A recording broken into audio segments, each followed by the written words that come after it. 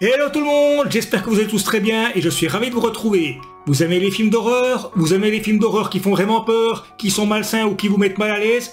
Ça tombe bien, on en parle juste après le générique.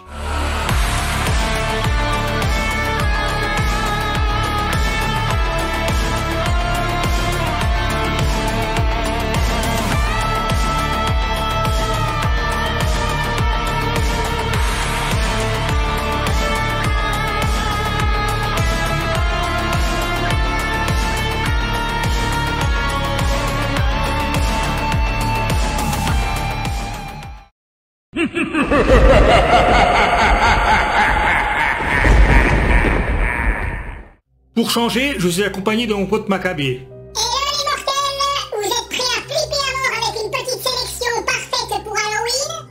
Oui, et cette fois, on a fait en sorte que la vidéo ne sorte pas le 31 octobre à 21 h, comme c'était le cas l'année passée. Mais bon, franchement, un film d'horreur, on peut le regarder quand on veut, on n'a pas besoin d'Halloween pour ça, même si c'est vrai que le concept, il s'y prête bien. Et là, on va vous présenter 13 films d'horreur. Elle est pas belle la vie? En tout cas, je suis content que tu sois là, j'avais peur que tu sois occupé avec Brigitte. Pas de soucis, tout va bien. Elle avait une soirée pyjama dans une crypte avec des copines. Mais je ne suis pas venu tout seul. J'ai amené un pote qui a perdu sa tête. Mais au sens propre. Ah bon? Il est où? Derrière toi, sur la table. Et là, jeunes moussaillons, prêts à prendre le large pour de nouvelles aventures? Ah bonjour, désolé, je ne vous avais pas vu. Comment vous vous appelez? Willy le Borgne. Eh bien, enchanté de vous connaître, Willy le Borgne. En tout cas, vous avez une voix très différente de Mac. Oui, mais j'ai attrapé un gros rhume en visitant des catacombes. Très heureux de vous connaître également, moussaillons. Mais continuez votre vidéo avec Maccabée et je me contenterai de vous regarder d'un œil. Très bien. Alors Maccabée et moi, on va se consacrer à des films d'horreur, période Halloween oblige. Alors au départ, on avait fait une sélection de plus de 25 films dans 4 catégories, mais comme ça faisait un petit peu trop, on a ramené la liste à 13 films et 2 catégories, les films d'horreur qui font vraiment peur et ceux qui sont malsains, voire mettent mal à l'aise. Oui, ça va vraiment vous faire peur et vous mettre mal à l'aise. Un peu comme l'augmentation des factures d'électricité, les primes de l'assurance maladie ou que Donald Trump redevienne président. Bien entendu, cette liste est subjective, elle ne reflète que notre propre avis. De grands films seront absents, mais il a fallu faire un choix.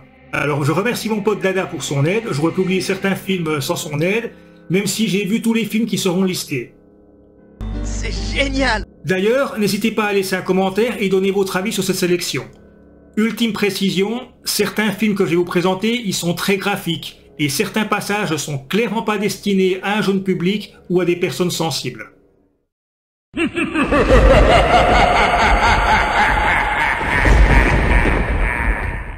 Les films d'horreur qui font vraiment peur sont rares. Alors je ne parle pas des jumpscares, vous savez, ce fameux procédé qui consiste à vous faire sursauter quand vous regardez un film, genre... Ah pardon, pour la dernière, là c'était quand on regardait une photo des frères Bogdanov. Paix à leur âme au passage. Mais par contre, les films qui foutent la trouille sur la durée sont beaucoup plus rares. On va commencer avec 9 films vraiment flippants, à réserver à ceux qui ont un estomac bien accroché. Ça tombe bien, j'ai plus d'estomac.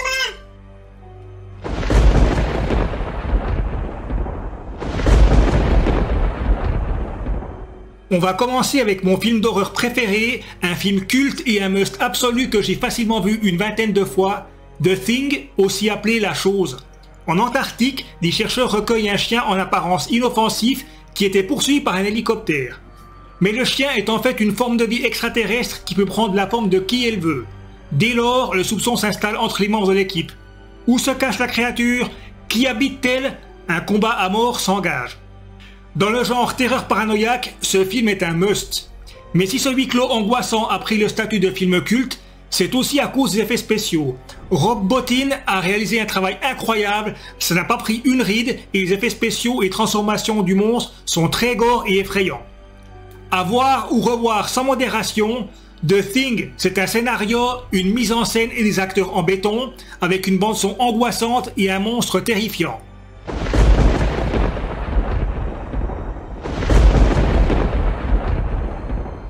On va parler des Dents de la Mer, le film qui lança la carrière de Steven Spielberg.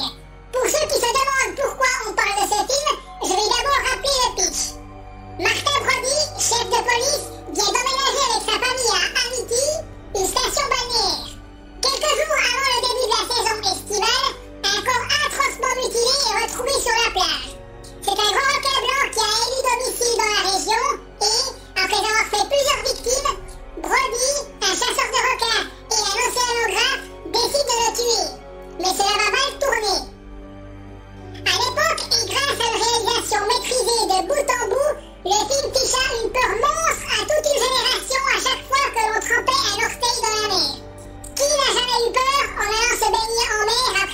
le film, sans oublier la musique bien flippante de John Williams, un classique qui n'a pas vieilli et qui est également considéré comme le premier blockbuster.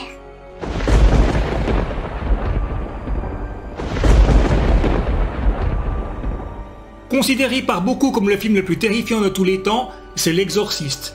Depuis quelque temps, la petite Regan, 13 ans, a changé. Elle profère de constantes insanités et on entend des bruits étranges provenant de sa chambre. Sa mère en déduit qu'elle est habitée par une force paranormale et elle fait appel à 2 exorcistes. Même si le film a vieilli il y a quelques longueurs, surtout au début, il va falloir vous accrocher. La scène de l'exorcisme en elle-même est vraiment terrifiante, que l'on soit croyant ou pas. Et chapeau bas à Linda Blair d'avoir incarné un rôle aussi difficile à seulement 13 ans.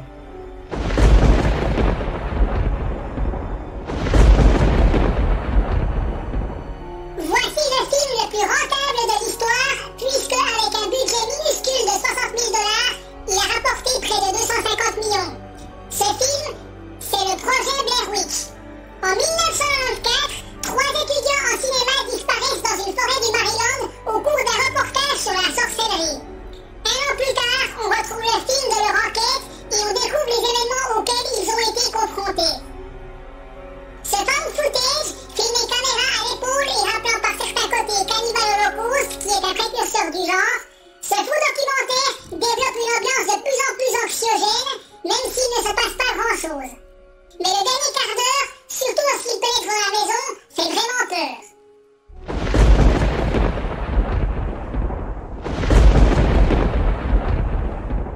Parmi les films japonais flippants qui sont parvenus jusqu'à nous, il y a Darkwater, The Grudge et pour le film dont nous allons parler, Ring. Un soir, 2 amis discutent d'une rumeur comme quoi, après avoir visionné une étrange cassette VHS, on reçoit un appel qui annonce sa mort dans 7 jours. Une des 2 amies l'a vue et elle décède. Une journaliste décide de mener l'enquête, mais elle se retrouve sous le coup de la malédiction. Elle a 1 semaine pour remonter la piste et découvrir qui est la mystérieuse Sadako.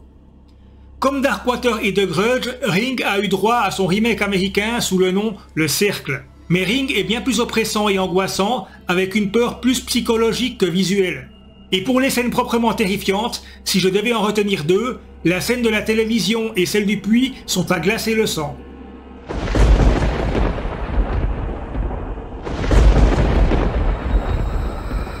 Un film d'horreur espagnol qui fout la pétoche, ça vous dit? Ce film, c'est REC. Angela est une journaliste pour une télévision locale. Elle suit avec son caméraman une équipe de pompiers qui travaille la nuit. Devant intervenir chez une dame âgée, elle remarque que les voisins sont très inquiets et il y a eu d'horribles cris. Le petit reportage de routine va peu à peu se transformer en cauchemar. Ce faux reportage, filmé caméra à l'épaule, est bien mieux maîtrisé que le projet Blair Witch. Composé de longs plans séquences, c'est très bien filmé, les effets gore sont d'ici avec subtilité, Manuela Velasco est très crédible et la tension monte crescendo jusqu'à un dernier quart d'heure dans un grenier qui est juste terrifiant.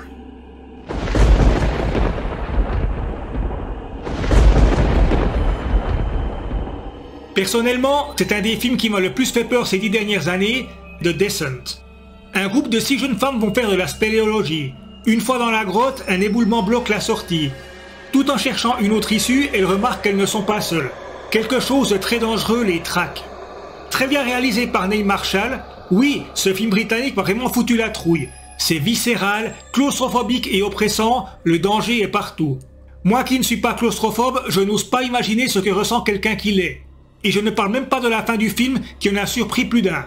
A noter qu'une suite existe, mais qui ne prend sens qu'en regardant la fin américaine qui est différente. Si vous voulez avoir peur, The Descent est un très bon choix.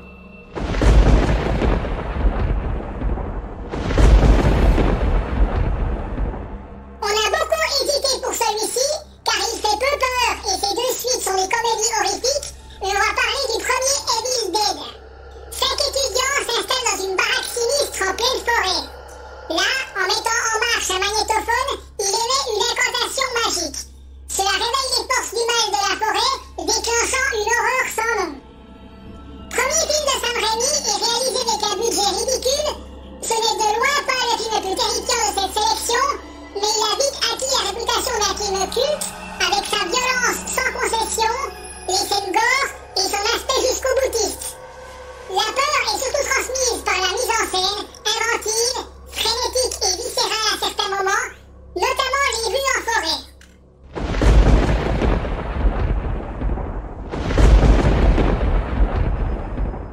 Pour terminer, un film de 2012 qui a beaucoup fait parler de lui, Sinister. Un écrivain spécialisé dans les récits criminels est en panne d'inspiration. Pour l'aider, il décide d'emménager dans une maison où toute une famille a été assassinée. Il découvre dans le grenier un projecteur et des films Super 8 sur lesquels on voit plusieurs meurtres morbides, dont la famille qui habitait là. Menant son enquête, des phénomènes de plus en plus étranges et effrayants vont se produire. Ce film a beaucoup fait parler de lui, car d'après une étude scientifique menée en 2020 en analysant la fréquence cardiaque, Sinister serait le film d'horreur le plus effrayant de tous les temps. Je n'irai pas jusque-là, mais Sinister fout bien la trouille avec une musique angoissante à souhait et des passages bien flippants, comme les scènes au grenier ou le jardinage.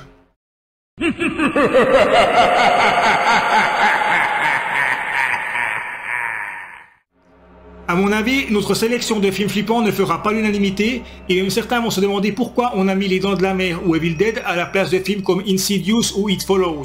Alors déjà, c'est notre liste. Quant à It Follows ou Insidious, je les ai vus et franchement, j'ai pas eu peur du tout. Moi non plus. Pour les 4 films malsains ou qui mettent vraiment mal à l'aise dont on va parler, je réitère mon avertissement. Ces films ne sont pas destinés à un jeu public et certains films sont très glauques et extrêmes. En tout cas, vous êtes prévenus.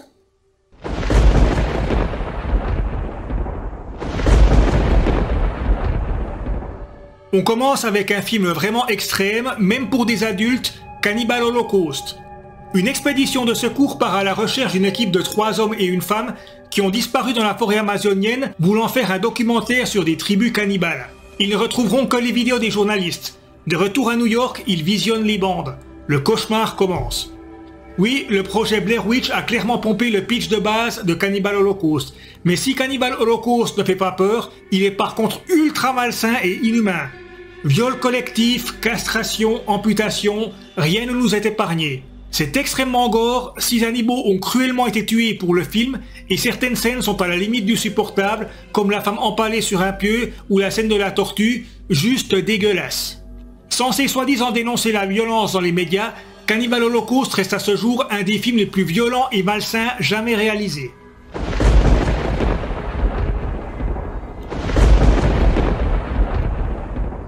On continue dans les films charmants avec un classique que certains auraient peut-être classé dans les films qui font peur, Massacre à la tronçonneuse.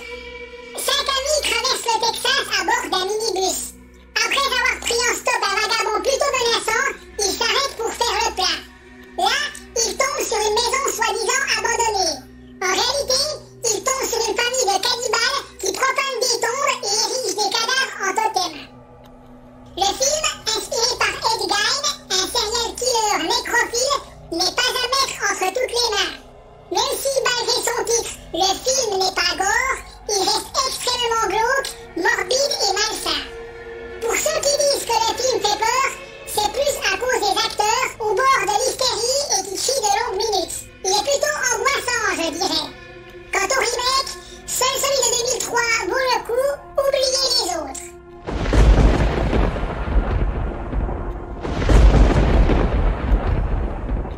Pour les 2 derniers films, on va parler de 2 films plus abordables. On va commencer avec Maniac.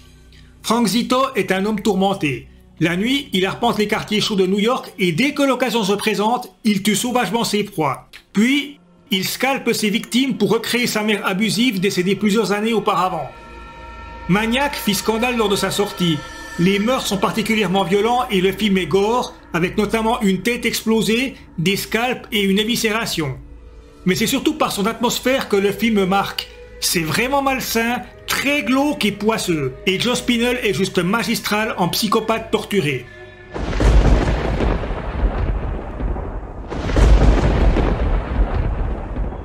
va finir en douceur par un film de 2019 qui eut un joli succès et qui est le film le plus gentil de cette sélection, Midsommar. Christian, avec ses amis et sa petite amie Dani, décide d'aller en Suède dans un petit village isolé pour un festival qui n'a lieu que tous les 90 ans, le Midsommar. Ce qui ne devait être que des vacances insouciantes se transforme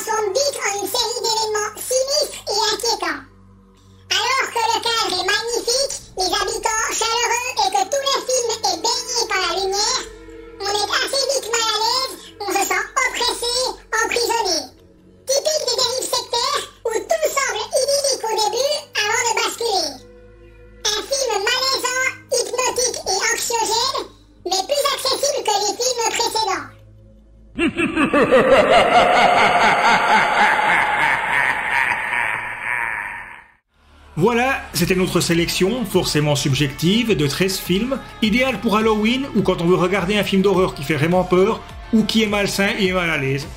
Tu verras, il y en a sûrement qui vont gueuler.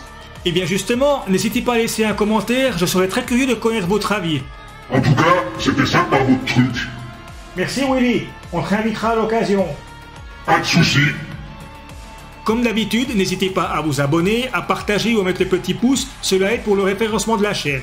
Sur ce, portez-vous bien, ne cessez pas de rêver, et à bientôt pour une prochaine vidéo. Ciao!